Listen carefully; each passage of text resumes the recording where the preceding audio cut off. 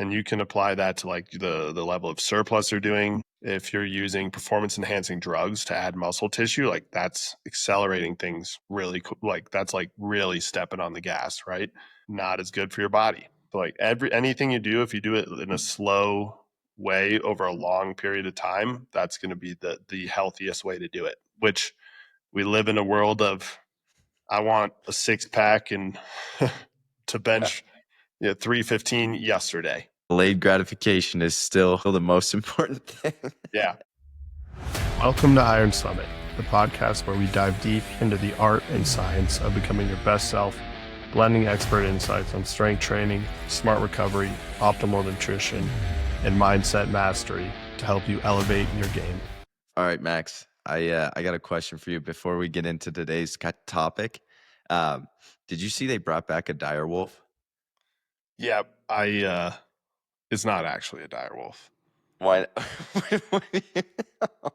How is it not?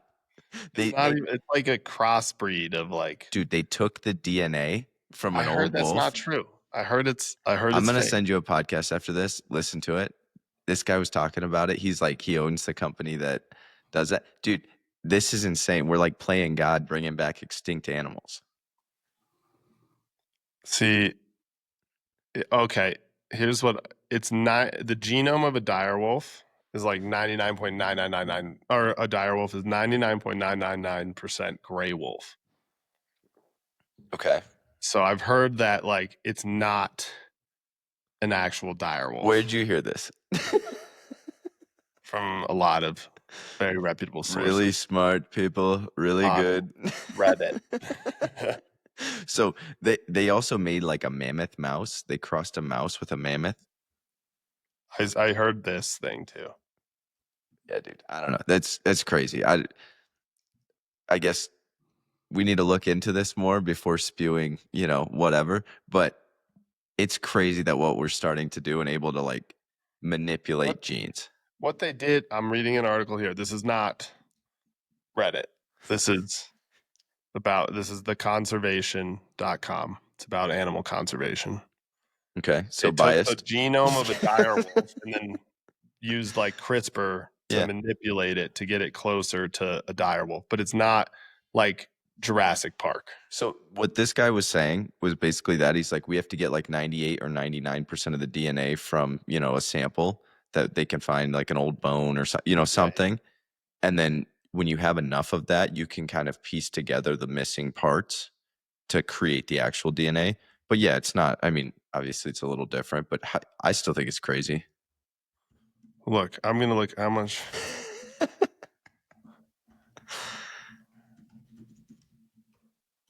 Here, I'm about to. So, you know what? Humans and chimpanzees. Yeah, I know. We're like 99%. Yeah, I get that. But did you see the pictures? Like a chimpanzee version of the dire wolf. Dude, this is early stages. You're thinking so short term. What about? I'm a skeptic, man. I'm a skeptic. Give it 10 years. Like we're gonna bring back a freaking like Yeti. Like Yeah, and we saw what happened in Jurassic Park. It's a bad idea.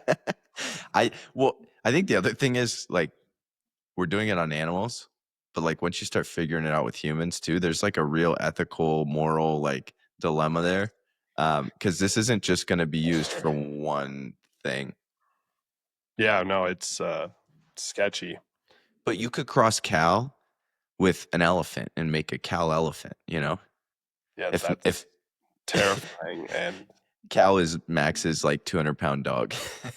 Yeah. Also, I mean, and we've talked about like epigenetics. Like, there's so much that happens there. It's so hard to try and recreate what nature's really good at. Yeah. I just think it's crazy. I don't know if I'd want to start dabbling in this. Well, and they raised a bunch of money, and it's not like, I mean, I'm sure there's a business model. You could probably sell designer animals or something, but it seems like their whole thing right now is people willing to dump money into it to do something cool. Yeah. Also, let's see, this thing's like 2 months old or whatever right now. Yeah. It's probably going to have like, not probably, I'm not going to watch it have 6 legs, 17 different kinds of cancer at 2 years old. Yeah. I don't know. Let's see how it goes. Yeah, it'll be interesting. It'll definitely be interesting. Yeah. But That is back like to that's a good relevant topic to start with. dude, But I'm a skeptic. it freaks me out, man. I'm like, what the heck? But all right, next. So topic for today. Can you have all three, being strong, being shredded, and having like a sustainable fitness lifestyle? Um, I think this is a topic that we see a lot as, guys reaching out or girls reaching out with training plans, clients, stuff like that, where they want, kind of three different things in the same time. And what we mean by this, like shredded being like lean, low body fat, aesthetic, typically like your summer physique, where, you're probably a lot more hungry, maybe you crash your hormones, don't have as much energy as when you're like well fueled, but you look good, you feel shredded. The second one is being strong, where it's high performance output. You're able to progressively overload your weights. Typically, you're measuring this in like the amount of reps you can hit with a certain weight, pushing your PRs, just numbers in the gym. Often, this is like keep your shirt on, winter bulk, get strong. And then Yeah. sustainable in terms of like, yeah, can you make this Can you do lifestyle that all sustainable? the time? Yeah, you're busy, but are you working out, 2 times a day and 3 hours a day of and sacrificing other things in your life for health? So, that's our topic for today. Yeah, and I think with the sustainable too, I think you can add, can you stay strong and lean, yeah, for an extended period of time? Right. Yeah. What are Um, your thoughts just initially on this? the biggest overarching point, I think, on this topic, and then we can kind of dive into each and some strategies or ways to get there. But Yeah. in order to be aesthetic and strong and stay that way, you have to have a really immense base of training for, meaning you have to have been training for a long period of time to be able to achieve those things. Yeah. It's anytime you are trying to move the needle on any of those three, like, well, let's say strength and being lean, it's like it's definitely at a cost to one another. Mhm. If you've been training for as long as you or I have, you get to a certain point where now, yeah, you can kind of like maintain a leaner physique and be strong, but it's because you put in years of effort to get there. It's Yeah. definitely not something that happens overnight. And so if someone's a beginner, let's say someone's 6 feet but 160 pounds, they can probably be either like lean and a low body fat percentage, or really fuel themselves and work on their strength. It's not gonna like they're not gonna be both at the same time. Whereas if someone's been training for 15 years, is 6 feet 220 and has a lot of muscle mass already, then you can probably start to achieve those two things at once. Yeah, I think it's a great point, like the reversion to the mean. If your body's fit for a long period of time, your body will stay fit naturally longer. Muscle mass, I think there's a lot of studies now that are showing, you don't lose it as quickly as you think. Like it's very easy to hold on to muscle. Once you have that muscle, it's very easy to maintain that muscle. Um, but I guess today we're basically arguing like the best way to do all three. But the caveat to that is, um, obviously there's some conflicting priorities here. And I think the best way to do this, if your goal is to, try to get stronger, try to stay lean and aesthetic to a certain degree, and then fit it into your lifestyle so you're not, in the kitchen or in the gym 24/7. Um, you got to do it slow and over long periods of time, because the yo-yoing doesn't work. If you're trying to cut That's and you're exactly it. crashing, you're at 1,000 calorie deficit a day, you're not going to feel good. It's not sustainable, and you're going to crash a lot of your muscle mass. You're going to crash hormones. If you're trying to bulk and you're just, stuffing your food with 7,000 calories a day, unless you're, Max Wessel and you can feed seven. 7,000 too much. um, but like if you're just doing that dirty, like you're just gonna get fat. Like so you got to stay in this middle ground a little bit. And I think that low and slow approach. Um, and I don't even know if it's low and slow. I think sometimes people spin their wheels, going trying to go extreme to take a shortcut, but it takes just as long when you're going the opposite way. So if you bulk crazy and then you try to come back down for like a bodybuilding show or just aesthetically, you're like, I'm getting too much chub. It takes just as long to bring it back off. Um, so I think the low and slow approach is the right approach, and it's a lot more sustainable because you're not seeing these huge swings where you're like, I think it's easy Yeah, to back out of a certain like build or cut phase when you start to feel the negative consequences too much.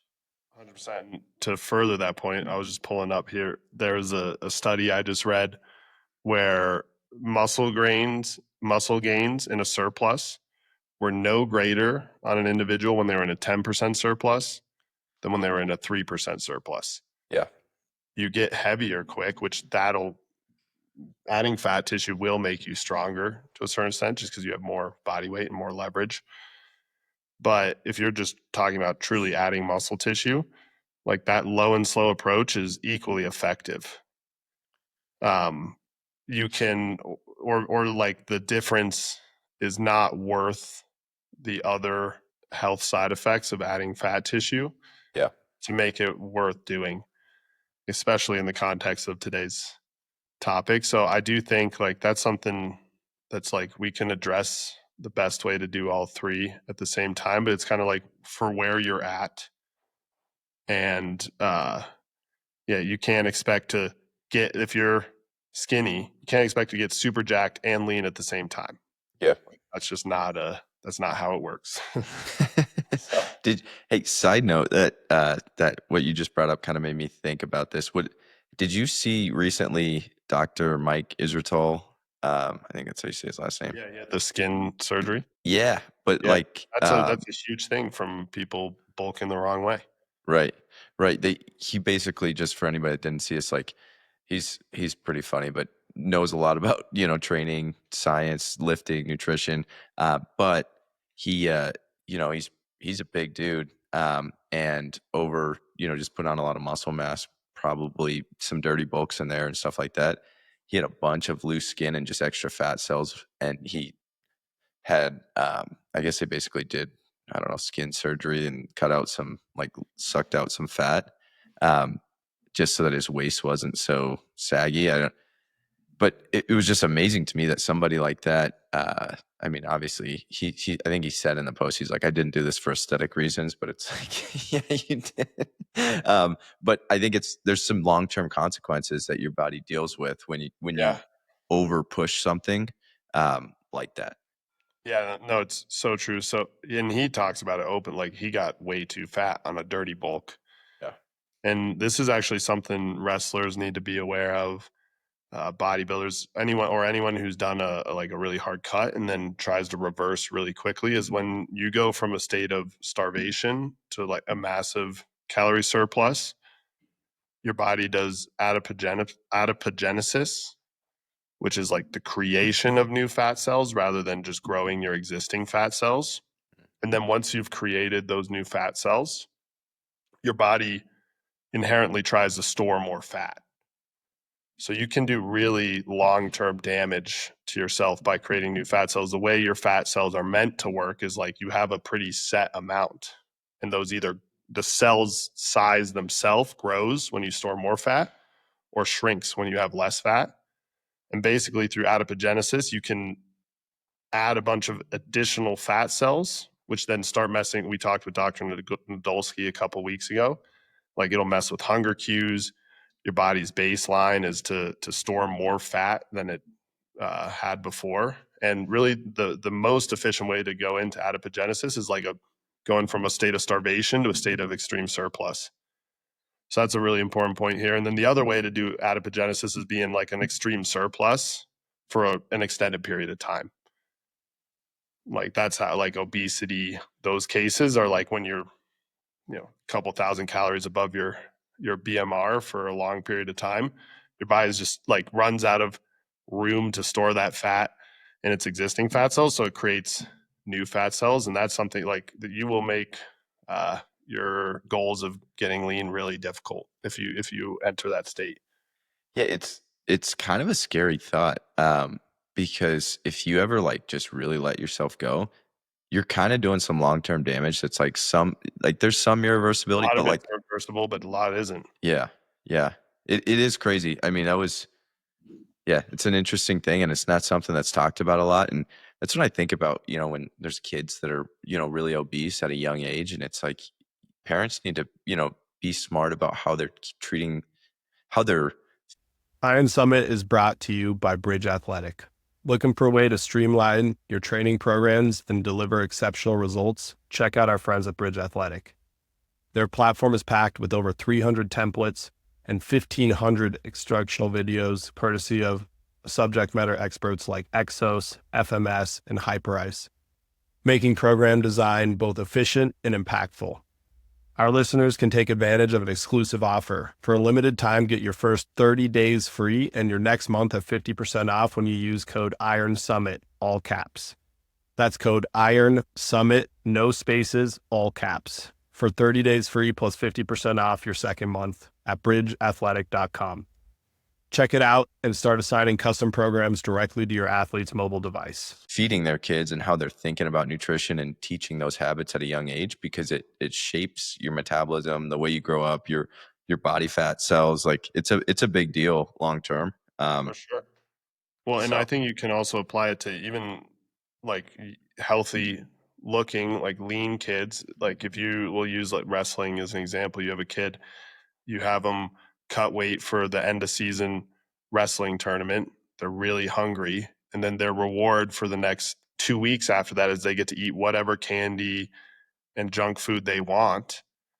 You're actually doing really long-term damage because it's inevitable. There's some adipogenesis going on in that state, and that kid is now putting on fat cells that once you have them, once those new cells are created, it's you can't undo that. You can just have them be small, yeah, but those fat cells are there. Unless, like Dr. Mike, you go and get a surgical procedure to have them removed.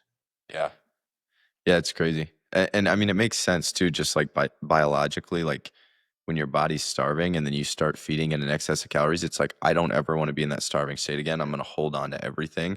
Give me this. So like I understand why it's like a natural thing for our body to do, but you got to be really careful. I've heard a lot of bodybuilders talk about that too when they're coming out of a show, and you got to fight your brain because your brain's telling you like I'm hungry, 5 minutes after I finished eating because I just starved for 3 months getting ready for this show. Um, Yeah, reverse dieting. It's like as important as the prep of the show to come out of that in a healthy way. yeah. Build the calories back in. Don't just binge. Well, and then I think going to your point too, like when we're talking about a surplus, how it's just as Effective. beneficial. Yeah, Yeah, at 3%. So I mean, you could gain good muscle if you're at a very small, 100-calorie surplus. The thing is, it's really hard to know exactly how many calories you're burning, and so we do like a slight surplus of like 250 to 500 calories a day.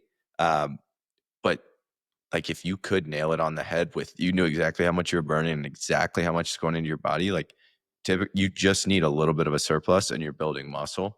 Um, and I think the whole mindset is like, oh, if I have a little bit and it gains muscle, I might as well just overdo it. But it's just not as beneficial long term, especially if your goals are to eventually come back and cut and take that weight off. 100%. Yeah. So I mean, that's a little bit of a tangent, but also very relevant to what we're talking about. I'm trying to be big, strong, lean all the time and do it Have your in a way cake and that's eat it too. healthy. Yeah. Yeah, Do for the sure. impossible. Yep. Yeah, I think the biggest thing too, when you're doing this, like we're not saying don't do periodization, right? Like you're still gonna probably go through phases of, you're bulking, you're maintaining, you're cutting. But we're saying don't do those large swings. Like that's what that whole tangent is about. Like don't do large swings. Keep your body within a stable range where it's easy to correct course when you're ready to change Pretty your goal. much. I actually had this discussion with someone this last weekend. I was at a fitness conference, so there's a lot of a lot of these kind of discussions. But whatever you're doing with your physique, if you do it slow and controlled, it's much better than fast. And you can apply that to like the level of surplus you're doing. if you're using performance enhancing drugs to add muscle tissue, like that's accelerating things really like that's like really stepping on the gas, right? Not as good for your body. So like anything you do, if you do it in a slow way over a long period of time, that's going to be the healthiest way to do it. Which we live in a world of I want a six pack and to Yeah. bench 315 yesterday. Delayed gratification is still the most important thing. Yeah. Or like we talked with Dr. Nadolski, GLP-1s are extremely effective. But like as he said, like one of the biggest things from them is like when you lose weight really rapidly, that can cause a whole bunch, not even directly from the GLP-1s, it's really more from the weight loss itself. That has a whole bunch of side effects, Yeah. like gallstones and nausea, that kind of like it's not necessarily from the drug, it's from the rapid weight loss. But that's another example. Like you're doing it really quick rather than if you do that drug in the right way, very slowly with a professional combined with resistance training, very mindfully, it can be a positive thing. But it really speaks to you got to do it slow and controlled. Yeah. No, I agree. And I think the other thing too, um, when thinking about this, obviously your training is going to change. You're changing training plans and stuff like that, but it's also the nutrition needs to be really dialed in with what your goal is. But in terms of having that sustainability factor of maintaining strength or being shredded, I think the big thing is like you got to get your food 80 or 90% right, and you got to allow some kind of macro flexibility with that other 10 or 20% because it is really, really hard to go extremely disciplined on a diet for really long periods of time without having, these huge fall offs in your diet. And I think a lot of people go too far extreme. And this balance here actually helps you get to where you're trying to go faster because instead of yo yoing for 3 years and then ending up in the same spot, you can do it low and slow and get to your goal. So Yep. I think you don't have to be, crazy all the time of like, I will not touch this. I will not eat this sweet. I will not do this. But you can't have that be your normal. You can't have that be your, steak and potatoes. Your main thing still needs to be the high quality, uh, single ingredient foods, stuff like that. This brings up a lot of points for me. So like if we're moving to practical tips on how to be lean, strong, and do it sustainably, Yeah. the number one thing you're going to have to do, it really like training is of secondary importance, and we can get into some training tips for they're going to be, and everything's going to be very general and broad in this because this is a general and broad topic. But the thing you're going to have to nail if you want to achieve this, piggyback on everything we just said for the last 15 minutes, is your nutrition. Yeah. Like, and that is going to, like you just said, you're going to have to be dialed in. It's not going to, can't be the norm to go to the hyper palatable foods. But I truly do believe, and this is something I've really implemented more and more myself over the last 5 years and seen a big difference from it, is eating really whole foods most of the time. You will just inherently, you can eat the same amount of calories and it's just less crap. I know that there's like science can make an argument on this, and a calorie in is a calorie in and a calorie out is a calorie out. But in general, I look leaner, stay a little bigger. My gut's happier if I'm eating whole foods most of the time. It's that 90% rule. Yeah. And last thing I'll soapbox on here, Ryan, is like for someone like you or me, where I think we are pretty dialed in on this stuff, like 90-10 to us really truly means 90-10. But to a lot of people, they think they're being really good or doing it most of the time, but it's actually not most of the time. And I saw a study this weekend at one of the speakers at the Real Coaches Summit, Alan Aragon, he's like one of the OGs of nutrition. Yeah. Love his stuff. Yeah.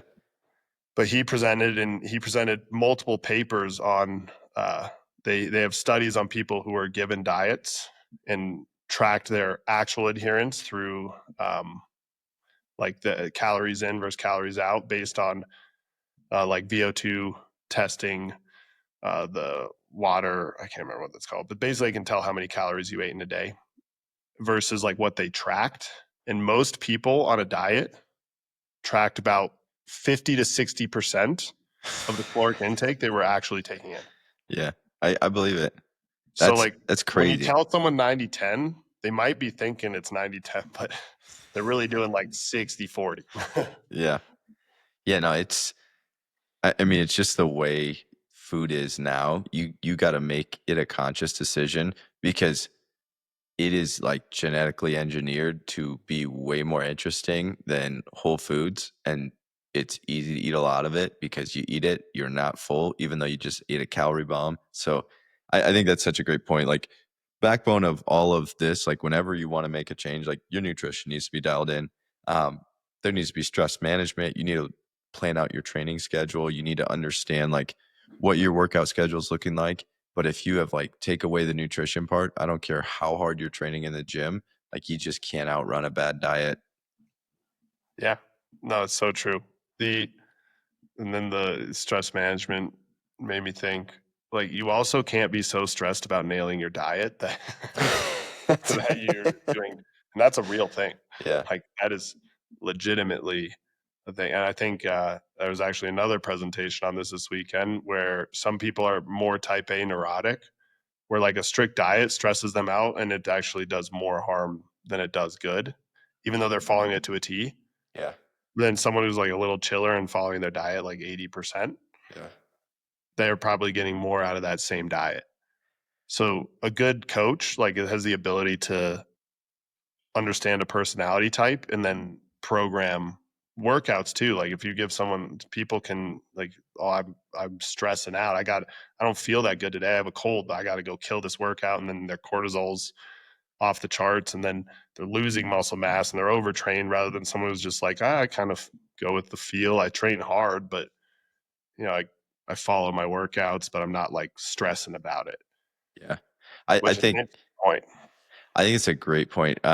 There's a study, I'm gonna butcher this, but there was like a long-term Harvard study that was talking about like longevity, lifestyle, and like happiness. And like the single greatest predictor was like community. And so it's like you could smoke and drink all you want, but you lived a lot longer if you had like a strong community and like purpose and Mhm. you were connecting with humans. And so I think it's a great point. You got to keep stuff in check for sure, but it's also why we talk, about there's going to be things that aren't optimal for your, I don't know, training, nutrition, weightlifting, whatever, but it might be more optimal in terms of like you're enjoying life. Like that's part of it too. Like we're here to have a good time. And I think this is scale too, right? Like if you're trying to be, pretty jacked, pretty lean, and pretty sustainable, there's a sliding scale here. You might be able to, tone down the hours a little bit, increase your junk food a little bit. But if you're trying to, go step on a bodybuilding stage, you're going to be further on the other end of that spectrum where you gotta be really doing a lot of stuff correct, and you can't have a lot of those, falling off the cycle weekends of eating pizzas and drinking a bunch of beers. Like so I think you gotta also decide what level of commitment you want to this to see what level you want to get to. But what I will say too is the more muscle you put on, the easier it is to maintain that. Yeah, Um, that was and trick number 3. once you build the base, the foundation, it's a lot. I mean, even thinking about like if you really build your core up and you want to have a six pack, and then you put on some extra fluff, your six pack's still visible when you have well developed core, right? So you can look like a lot leaner with more muscle mass. Um, Mhm. so Yeah, and in general, like the more muscle mass, body fat is a percentage of your total weight. So the more muscle mass you have, the leaner you look when you're chubbier, just because there's more underneath.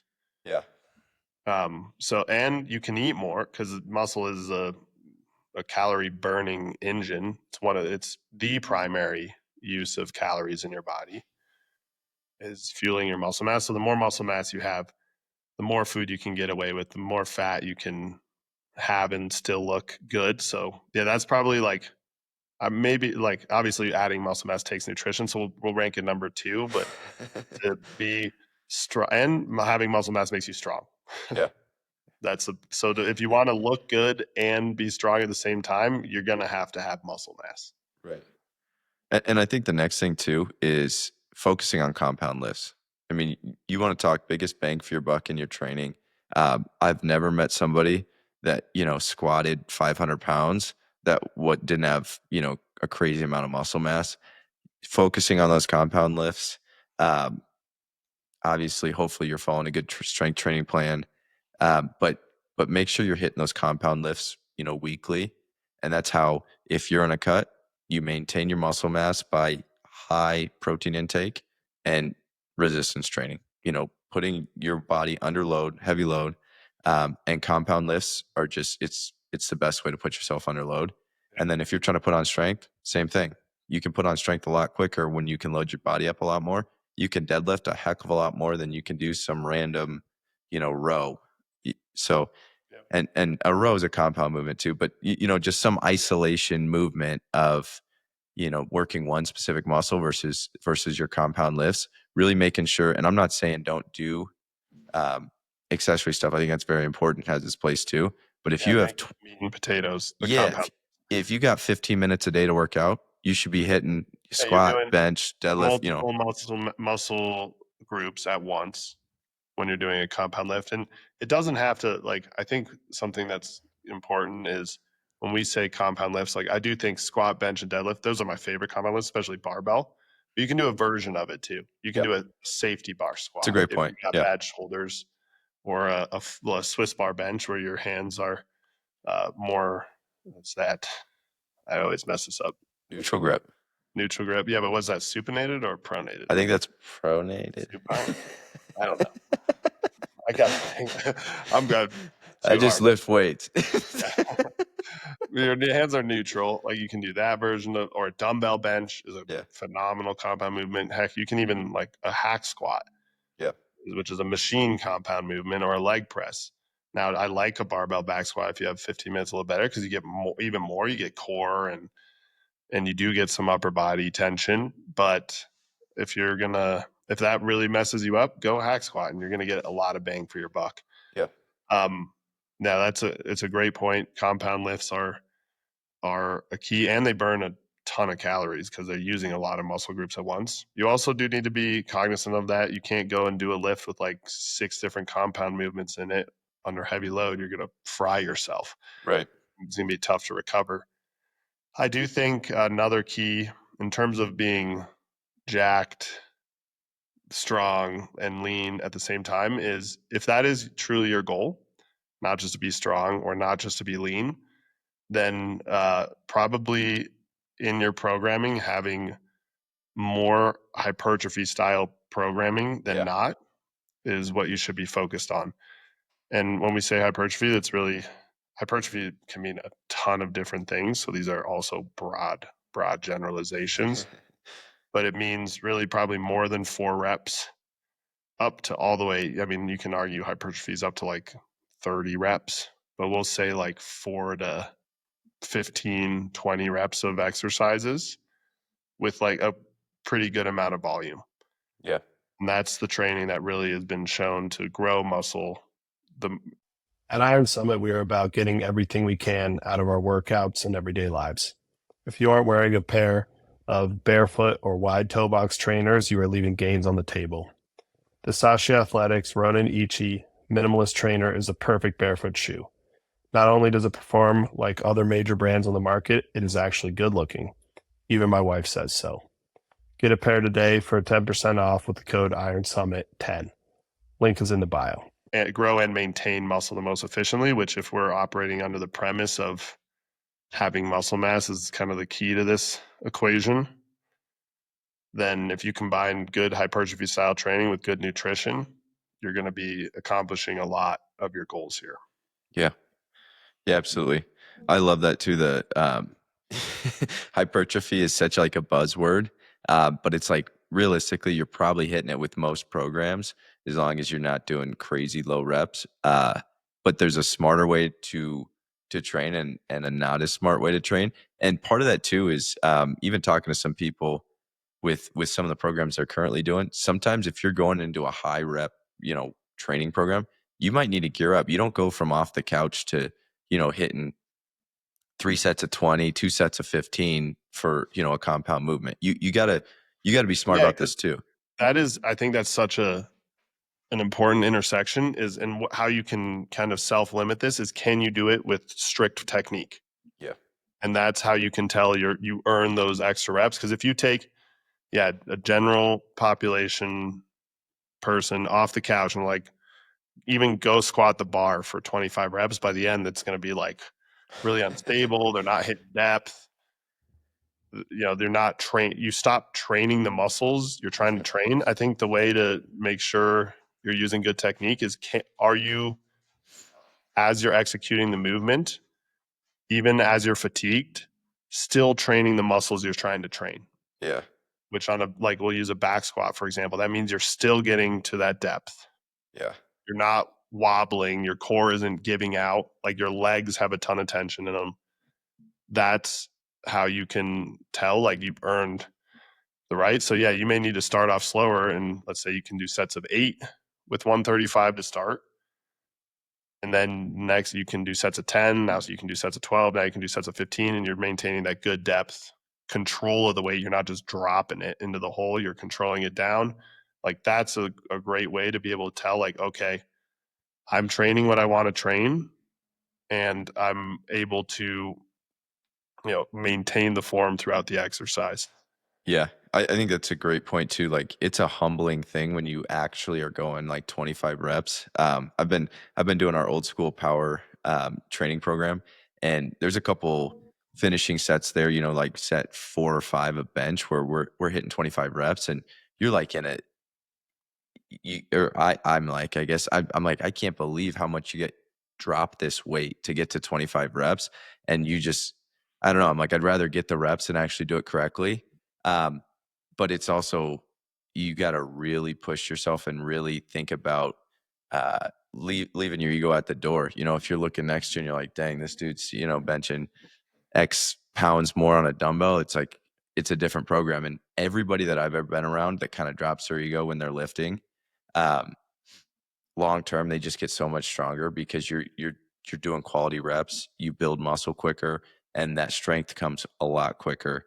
And then progressively overloading week over week, you start increasing those weights. But yeah, I think it's easy to see a high rep thing and then just be like, okay, I'm just not going to go all the way down on this one so that I can get to 15 instead of getting to 12. Yeah, exactly. Yeah, and then for those last reps, you're either not doing them or you're cheating so much you're not training the intended. And that's how you get hurt, by the way. Like, Yes. And you I, get hurt. And then when you get hurt, you can't train. Take I it from me. I 100%, 100%. I think that's a good segue into recovery here is a huge deal, right? Like if you're doing any kind of hard training, you got to make sure you're recovering. Um, and less is more. And I know this is like, I'm preaching to myself here too.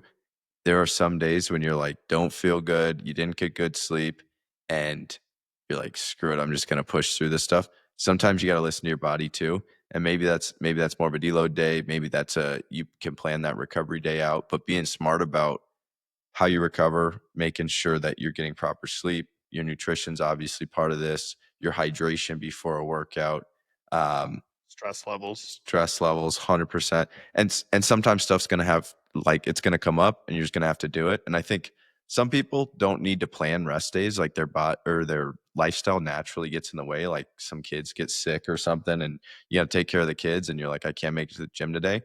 So know where you're at with this. Like if you're somebody that's already going to get random days that pop up that you need to take rest days, maybe you don't need to program them in as much. But if you're somebody that like consistently can get to the gym and you're just going to go every single day, like you need to be smart about this saunas, cold tubs. Like there's a lot of things you can do. Um, and the lowest hanging fruit is get good sleep. Yep. Sleep is like the the most power. We talk about it all the time. It's the most powerful performance enhancing drug there is. Dude, I will not take early flights anymore. Like when I say early, I mean like a 5 a.m. flight because Yep. it just ruins the whole day. And I'm like, if I'm going on vacation and I just feel like crap the whole first day and a half, 2 days, it's not worth it. Like pay the extra $200 and fly at Yeah. 10 p.m. I'd or rather 10 have a.m. yeah, wreck your recovery for a couple of days. Especially you're definitely training that week going into your flight. Right? Like Yeah, no, sleep is a huge. Well, sleep allows your body to build the muscle tissue, burn the fat, and control those stress levels that will get in the way of building muscle tissue and burning fat. So yeah, sleep is I mean, we hammer this one all the time, but it is key in here. Yeah. This is not a that's the truth with being strong and lean sustainably is you got it's like mostly the work you're doing outside of the gym that is going to impact that. Yeah. Well, and like how much more productive are you in a day with work, with tasks you got around the house, with responsibilities, with training? When you feel good, you're trained properly, you're fueled properly, you're hydrated properly, and you slept well that night. Like that's when you have a great day. Um, Yep. so trying to create that environment and investing in that environment, I think it's worth it to, invest some money in a nice bed, make sure you have blackout curtains, make sure the temperature's cold so you can sleep well. Um, Whatever distractions are messing you up with sleep, like I think it's worth trying to track that down because that is like the foundation of your health. Yeah.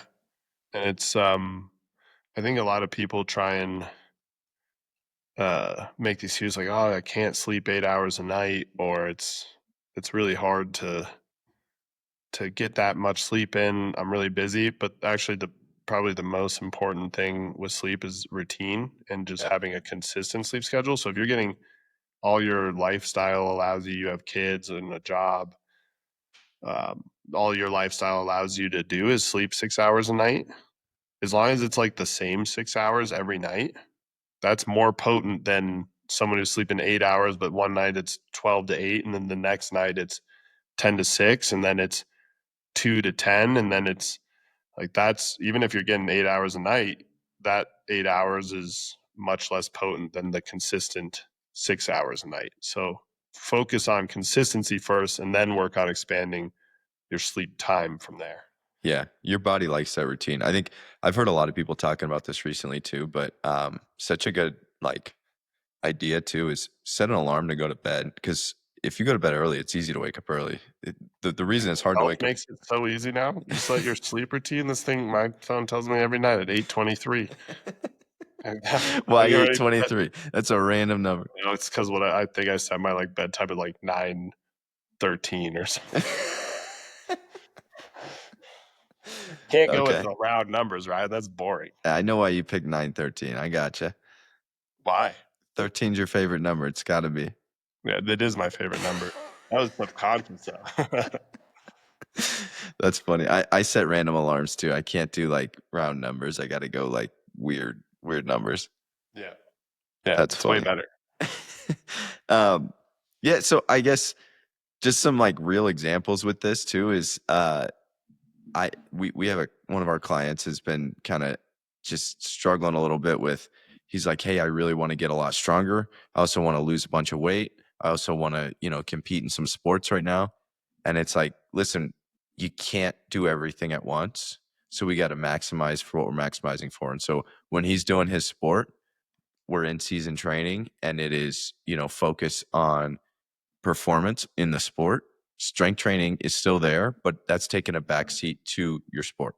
And then in the off season, it's like, okay, this is our time to grow muscle, or if you're trying to lose some body fat, this is when we take down some numbers and we start to bring your body fat down, and then we're maintaining that protein level. We're maintaining strength training so that you keep as much muscle mass as possible while you cut that body fat, because it's really hard to like try to do all three of these at once, especially when you're in season in a sport.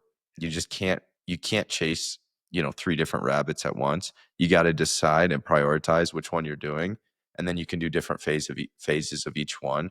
Um, and I think that's the biggest key with this whole thing is once, once you decide what you're doing, it's a lot easier to make those decisions. The problem is people like, you don't stick to stuff long enough. If it's 2 weeks in and you're like, I'm hungry now, I don't want to continue with this cut. It's like you're not going anywhere. You got to lock in for a significant period of time. And then once you decide, you hit whatever goal you're trying to hit, then you can change to a different goal. Yeah, it's so true. for athletes, this whole equation changes within season.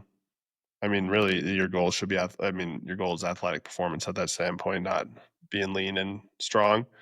Those things can help athletic performance, but yeah, you got to train for your sport. I think, yeah, you can't expect to make big, like if that's kind of what I was starting out the podcast with, is like, if you expect to get really strong and lean at the same time, like move both of those numbers up in a big way, or down in the case of getting lean. Like you're like, I want to lose 20 pounds and add 30 pounds to my bench. That doesn't work, especially in a time frame of 6 months. You can do that through, like you said, correct periodization, chasing different things at different times, having phases. You can lose 20 pounds and add 30 pounds to your bench over the course of a year. But that's where like time on this horizon is really important. And then the last, I think one of the main last points is, once you get to somewhere you're really happy with, it is much easier and it is possible to maintain. And that's where you can start to make very small changes to your physique and to your strength training. So you're like, kind of like, okay, now I'm 200 pounds, I'm 6 feet. I feel really good. I have the outline of a six pack. I want to have Ryan. Okay, how tall are you, Ryan? 5'11". No, I'm 6. Yeah, stay with that. 6 feet. Yeah, well, I gave you 6 feet. I wasn't even talking I about know, you. but it was just You funny. applied it to yourself. You're like, I know, but it was just funny. You're like, normal is 200 pounds, 6 feet, and like, if we did a study of what the average American is, I think that's like, it's not close enough. Yeah, I'm just using I don't know. These are round numbers in my brain. I know, but you're a big guy, so your round numbers are like, go ahead. Yes, Okay, 6 yeah. feet, So you're 200 6 feet, pounds. 200 pounds. You're like, I want more of a six pack, and I want to get stronger. You can do these like little recomps along the way, but you got to be close to your goal. If your goal is to be 6 foot 200 and pretty dang lean, you can't be 6 foot 245 and chubby, like, and then recomp to 6 foot 245 and lean. You know, like you got to be like within range. Yeah. Like you can't. It's like little changes are possible in there. Big changes aren't.